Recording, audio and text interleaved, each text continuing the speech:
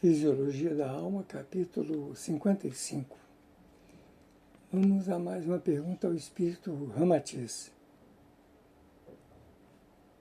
Alguns de nossos amigos conseguiram abandonar repentinamente o vício de fumar, mas a falta repentina do cigarro os fez sofrerem dantescamente. É essa a melhor solução para o caso? Ramatiz responde: indubitavelmente, os que assim procederam são bastante dignos de louvores por haverem demonstrado ser donos de uma mente enérgica e bastante capacitada para modificar ou dominar os desejos perigosos do seu psiquismo. Pois o dificílimo não é assumir a decisão de não fumar mais. Fumar. Aqui tem um acento aqui, tem uma vírgula aqui antes do... Mas, acima de tudo, poder suportar depois os efeitos aflitivos do condicionamento criado pelo fumo no organismo humano. Durante a etapa viciosa, as antitoxinas orgânicas são exclusivamente mobilizadas para manterem a defesa do organismo e neutralizar os venenos oriundos do tabaco. Por isso, logo depois da abstenção do fumo, elas passam a atuar de modo intenso, exigindo peremptoriamente o tóxico que estavam habituadas a combater. Lembram um grande exército que deve ser lançado incontinente contra os objetivos para os quais foi mobilizado e que se acha com inquietante expectativa de poder levá-lo à disciplina ante a falta de imediata aplicação de sua força represada. A recuperação psíquica após o abandono do vício de fumar deve ser de natureza profundamente mental. Sem os paliativos dos bombons ou das distrações forçadas, pois um vício não deve ser compensado por outro, embora menos ofensivo, porquanto o problema fundamental consiste em fortificar a vontade e conservar a mente desperta como segurança contra a investida de outros vícios perigosos. A solução verdadeira implica, pois, extirpar-se da mente a ideia de que o fumo é gozo de distração ou meio de alcançar ou a calmaria dos nervos, quando na realidade é vício nocivo e ridículo que depõe contra a própria inteligência e sensatez. Vamos a mais uma pergunta aqui.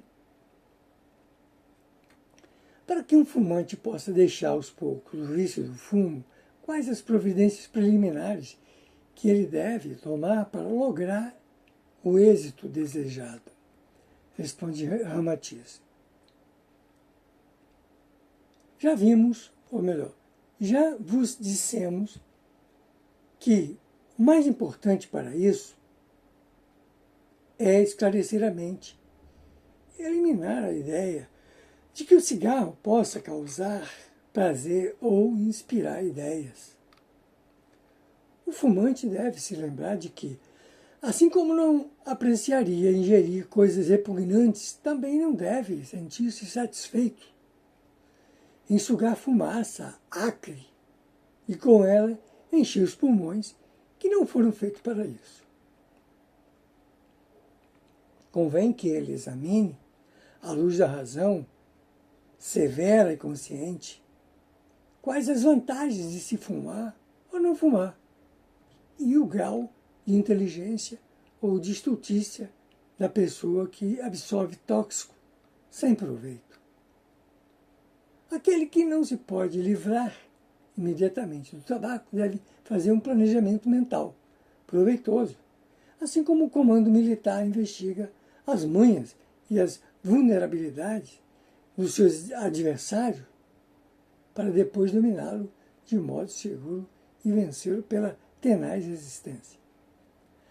A vontade deve ser, de novo essa palavra aí, né? A vontade é uma das maiores potências da criatura de Deus. A vontade deve ser treinada constantemente, sob reflexões sensatas e inteligentes, a fim de, pouco a pouco, exercer a sua ação modificadora no subconsciente e convencê-lo da realidade perniciosa do fumo. Para o tabagista inveterado e incapaz de uma libertação imediata do vício, não há outro recurso senão o de manter um estado de alerta incessante e luta heróica contra si mesmo. Há que conseguir viver com o cigarro no bolso, mas com força suficiente para protelar a satisfação do vício, como se desejasse humilhá-lo antes de atender a sua sugestão perniciosa. Muitas vezes atenderá ao pedido de fogo do companheiro viciado, mas, embora sentindo despertar em si o desejo de fumar, há de protelá-lo tanto quanto possível, malgrado o fato de um fumante, ou do fumante, ainda se ver obrigado a incinerar cigarros, já o deve fazer vigiando a extensão do vício e abandonando o cigarro bem antes de se sentir satisfeito. Então, a força de vontade, que até então estava dominada pelo fumo, retorna aos poucos sob essa severa vigilância mental e preocupação psíquica. Assim como o adversário belicoso recua ante a ação tenaz e rigorosa do general decidido. Juntos de fumantes ou de adoradores do tabaco, o mais acertado não é fugir por medo de acender a aparente, não melhor, de ceder à aparente delícia e tentação do vício. Aparente, né? O importante será enfrentar a situação de modo calmo e vigilante, analisando sempre a estultícia e o ridículo que existe na absorção da fumaça de ervas fétidas. Há que se convencer de que as tabacarias são lugares onde se explora o bolso do infeliz viciado do fumo, representando o comércio mais próprio dos velhos bororós ou tupinambás, que eram tribos indígenas, né? De costumes atrasados e entregues a vícios, por vezes repelentes. Naturalmente, cada criatura representa um temperamento e uma força psíquica à parte, pelo qual não se pode preceituar para todos os fumantes um modo de libertação do vício do cigarro. O próprio fumante deveria se sentir ferido em sua dignidade ante a humilhação de se deixar vencer tão facilmente por um vício tão detestável. O tabaco é o cérebro indesejável que o domina a seu bel prazer. Dirige-lhe a vontade e se intromete em todos os seus atos cotidianos. Suja-lhe os dedos, os dentes e as roupas. Lesa-lhe a dinâmica respiratória e intoxica-lhe o estômago e a circulação sanguínea, obrigando ainda a gastar inúteis, ou melhor, a gastos inúteis. Infelizmente, aquele que ainda não pode exercer domínio sobre si mesmo ou recuperar-se de um vício tão pernicioso também não conseguiria livrar-se de outras investidas nocivas à sua integridade psíquica. E, acima de tudo, não convém que o fumante esqueça a probabilidade de se tornar uma detestável piteira viva de outros espíritos delinquentes do além, que espreitam continuamente toda a intimidade espiritual que se debilita no vício do fumo. Além disso, é depois da morte que advêm as piores consequências para o fumante, porque o desejo de fumar continua a atuar com mais veemência em seu perispírito ou corpo astral, causando-lhe a mais terrível angústia ante a impossibilidade de satisfazer esse vício nocivo e tolo. Sobre essa frase aqui,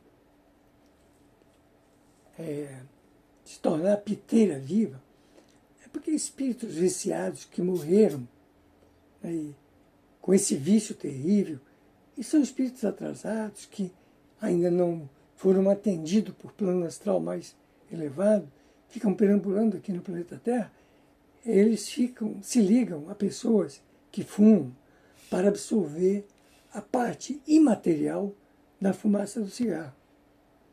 São verdadeiros obsessores.